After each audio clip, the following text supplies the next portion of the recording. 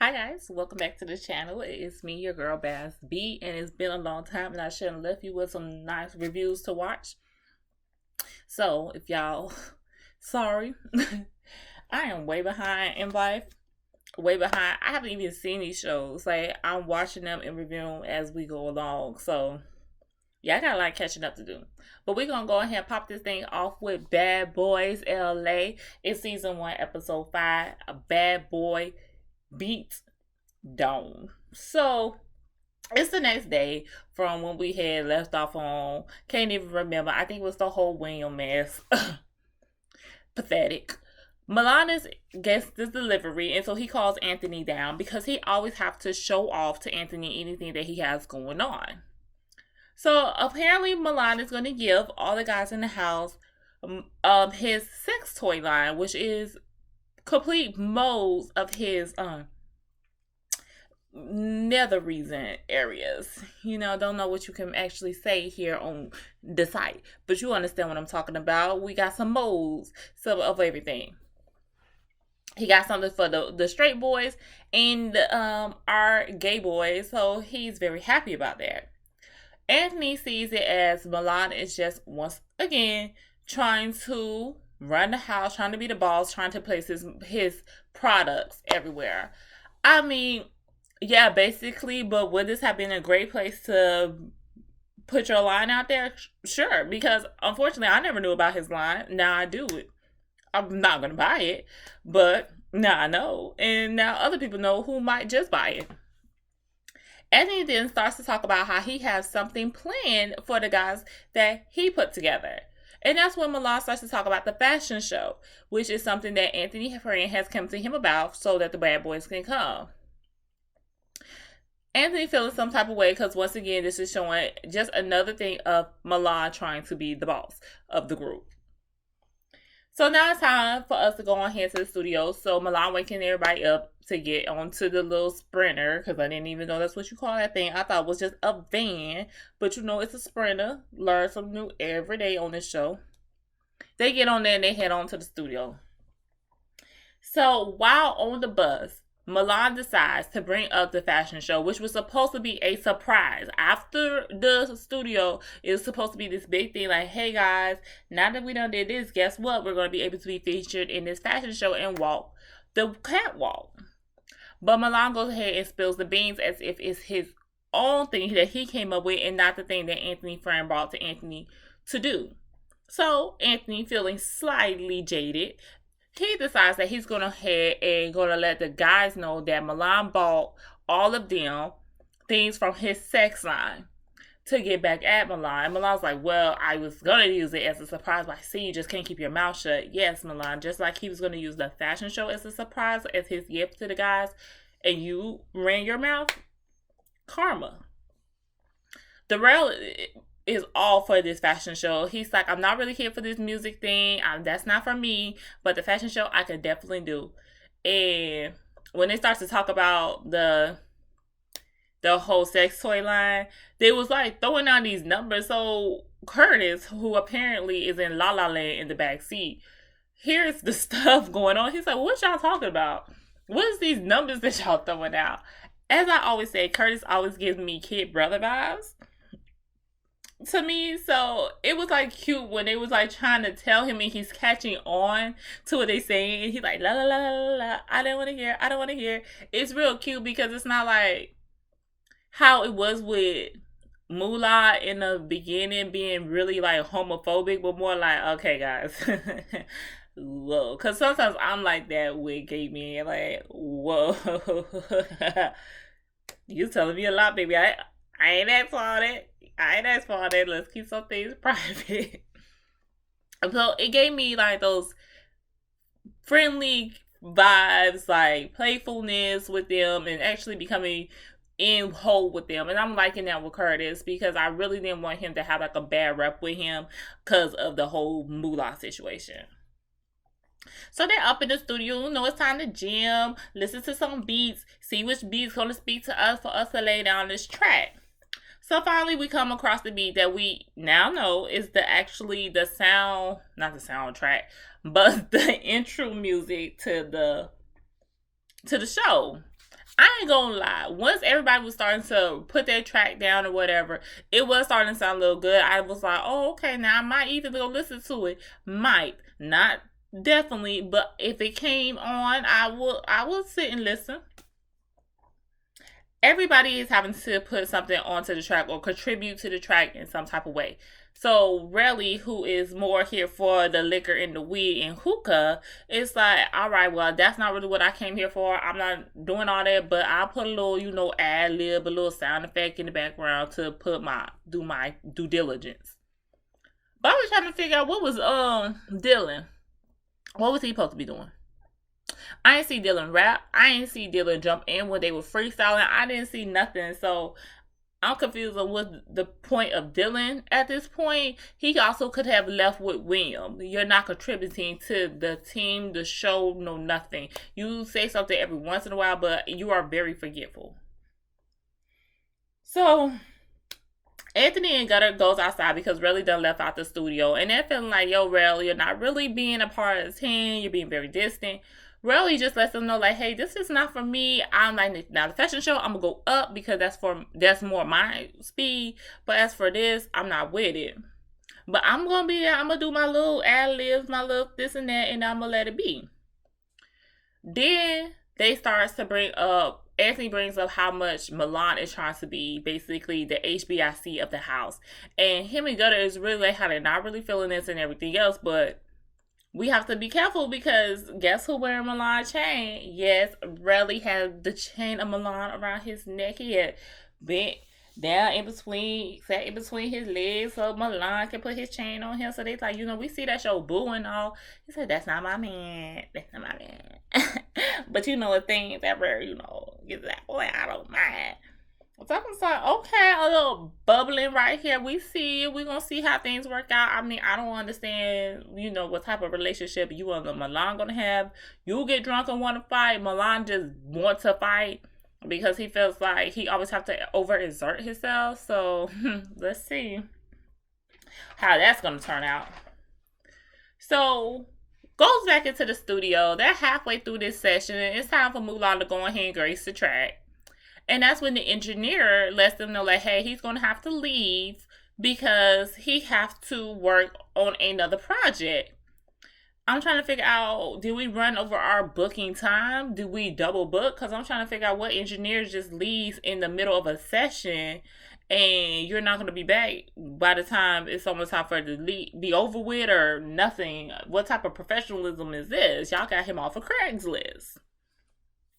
Carry On, who is basically taking the producer role of the thing. He has been hyping everybody up throughout their track, whatever, punching in and out, telling them, okay, I think you need to go back and do this over.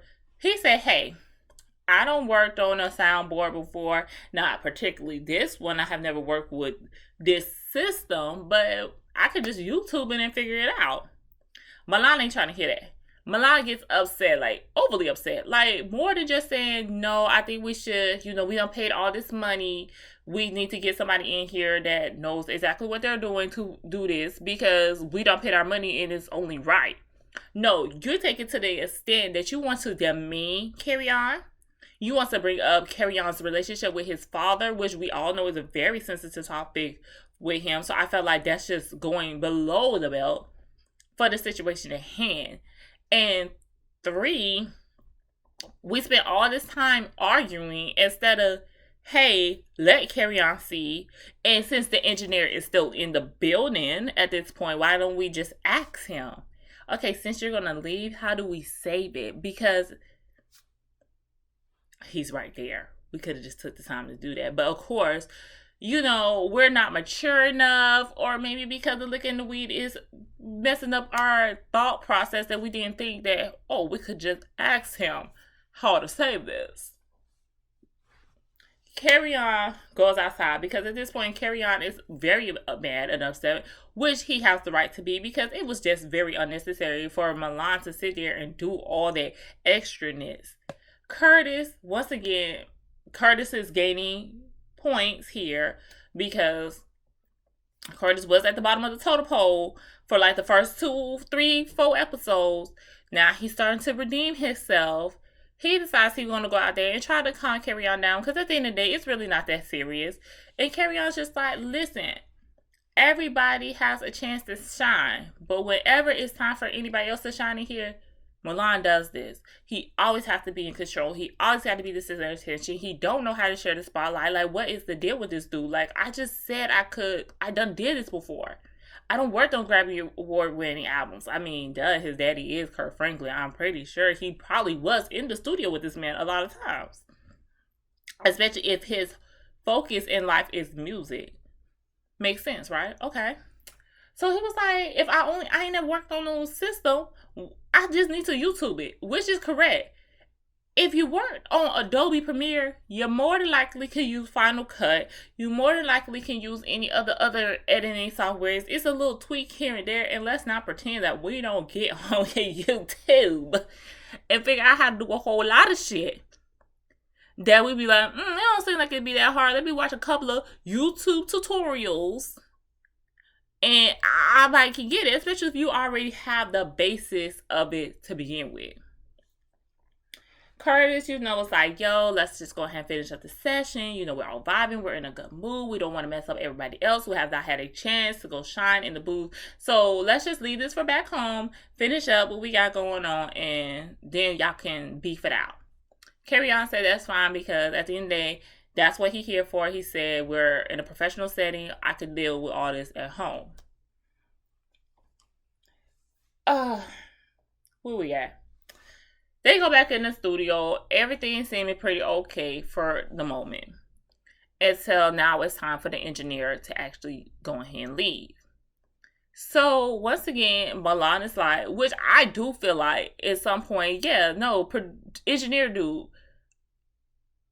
we paid for this session, which you came with the session, I mean, I paid for you. You could at least come save this stuff, because apparently, if they don't save it when the computer closes at the end of the night or whatever, it's all going to be lost. Or at least find out, hey, are you going to plan on coming back in here before the end of the day, and before they shut this down and save all this stuff? Like, what you got going on? So, once again, Carry On invites himself, hey, listen, I promise, guys, if I just watch a YouTube video, I can figure this out.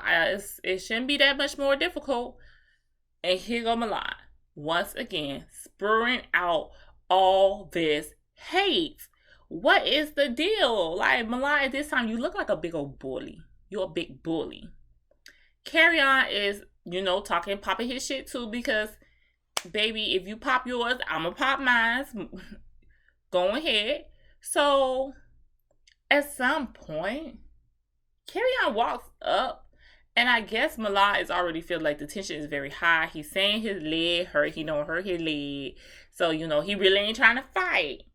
So he's like, I'm not about to fight this dude because my leg hurt. So he picks up a bottle to clock across his head.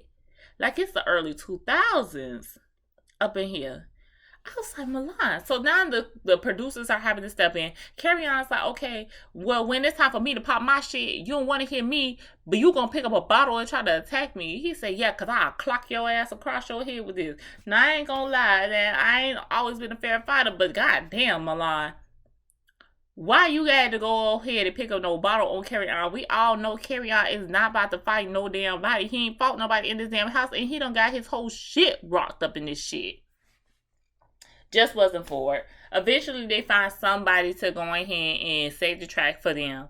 And that was it. Which I figured we could have saved all this to begin with. If we would just ask the man, how do you save the shit before he even left?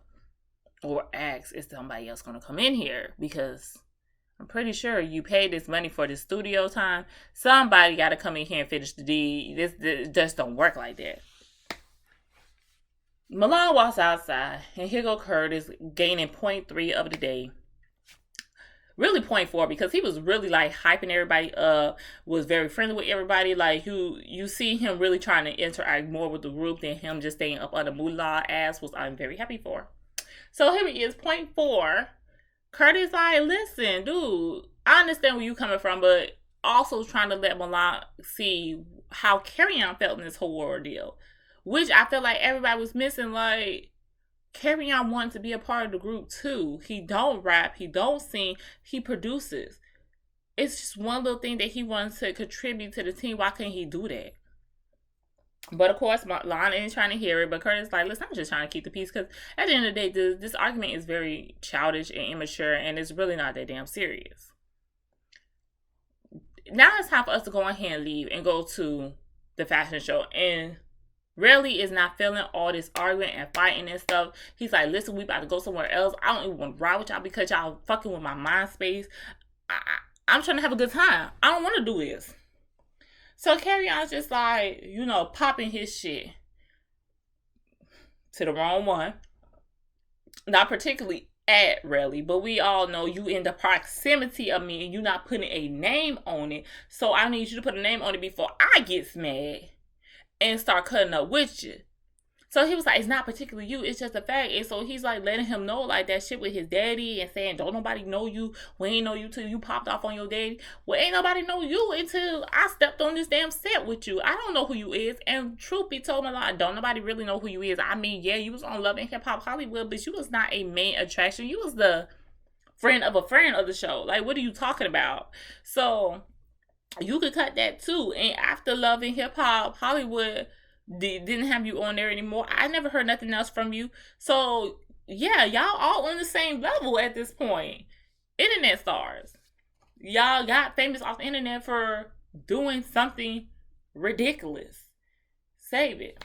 So now the Carry-On side, it's fine. I will deal with it. I will speak with him on it because I really just don't respect him saying stuff about me and my father's relationship. I have been all over the place. I have worked with all kind of people. I have worked on a lot of things, and people don't bring up that. So what makes him think it's okay for him to bring it up?